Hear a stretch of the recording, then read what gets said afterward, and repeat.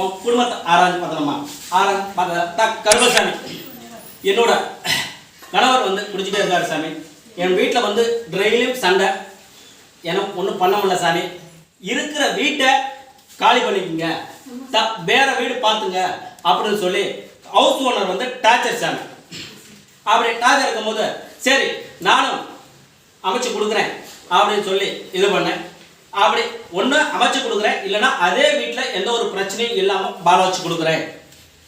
அவரையும் வெளியில் வந்து ஒரு வருமானத்துக்கு இங்கே இருந்தால் சேட்டை பண்ணியிருப்பாரு, வெளியில் அமுச்சு விட்றேன் அப்படின்னு சொல்லியிருந்தேன். எப்படி ஆச்சு? வெளியில் கிளம்பியாச்சா? வீடு வந்து அதே வீட்டில் இருந்து சொல்லிட்டாங்களா? எதுவும் கேட்கலையா கேள்வி? ஆனால் எதுவும் கேட்கல. அதோட கேட்டதோட சரி, அந்த வீடு உனக்கு தான், புரியுதா? உன்னை தவிர வேற யாரும் விட மாட்டாங்க. அதே வீட்டில் இருந்து சீரும் சிறப்புமா பெரும் புகழும் வாழ வச்ச போதும்ல.